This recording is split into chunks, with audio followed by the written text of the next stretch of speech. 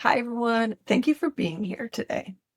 So, one of the things I keep returning to in this work is how much a practitioner's own self practice is actually present in every session that they do.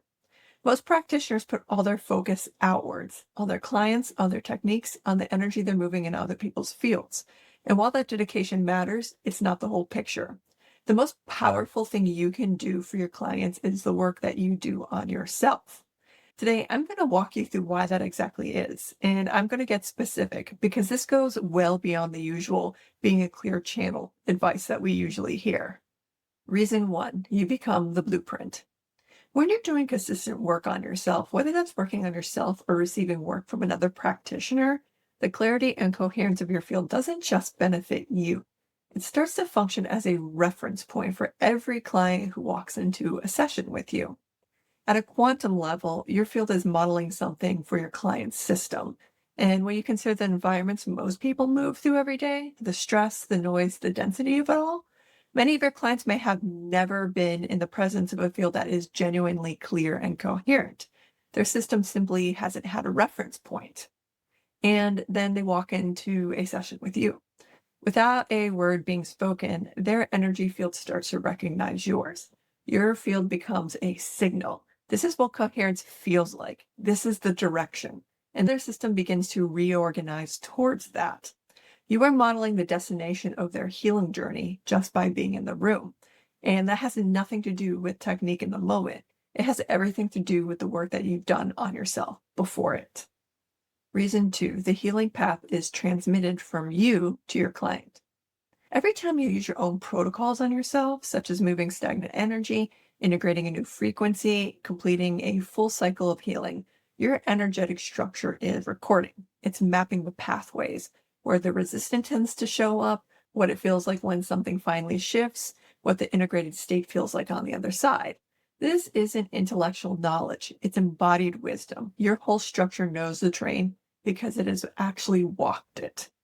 And when you apply the same method to a client, your own structure participates in the session. It recognizes the landscape. It knows what the particular pattern feels like, where it tends to live in the field or body, how the modality moves through it, and what lies on the other side, because it's been there. That recognition operates below conscious thought.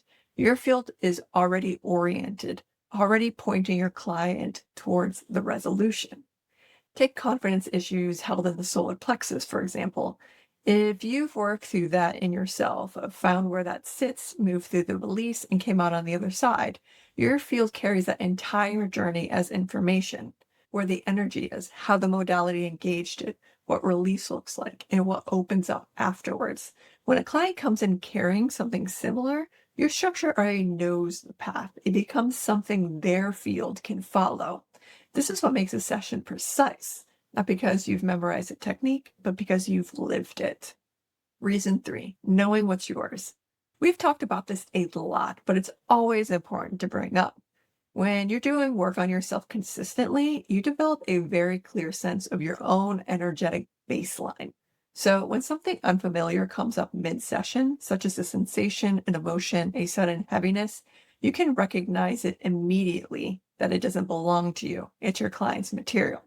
That discernment is not a minor skill. It protects you from absorbing what isn't yours. It makes you a far more precise reader of what's actually happening in the room, and it keeps your field clean rather than accumulating residue from session to session. Reason four, expanding your range. Every layer of yourself you heal or integrate tends to expand the range of what you can meet in others. When you've actually worked through a particular frequency in yourself, such as grief, shame, anger, or fear, you're more likely to be able to hold the same territory in a client without contracting around it because it's no longer unfamiliar ground. You've been there. It doesn't catch you off guard the same way. Unmarked territory in yourself can create subtle ceilings in your session, places where you redirect without realizing it, or where your presence thins out slightly. You may not notice it happening, but the more of your own landscape you've covered, the less likely that it will. That lived experience is what allows you to hold space for a client who is struggling without judgment, without rushing them, without needing them to move faster than they're ready to. Now, I want to be clear because there is a trap here. This is not an invitation to spend all your time trying to fix yourself before you can show up for anyone else. If you believe you need to be fully healed before you can be of service, that's a block, and it's probably fear in a very spiritual looking costume. The work on yourself is ongoing. It never fully stops. You don't have to be perfect to be powerful. What matters is that you have an active, consistent practice, that you're genuinely moving through your own material, not avoiding it, but not obsessing over it either. The goal is steady, committed refinement. You are a practitioner and a student at the same time, always. That's the posture. So, to bring it all together, your energy work matters because your field becomes a living blueprint that other client systems can attune to.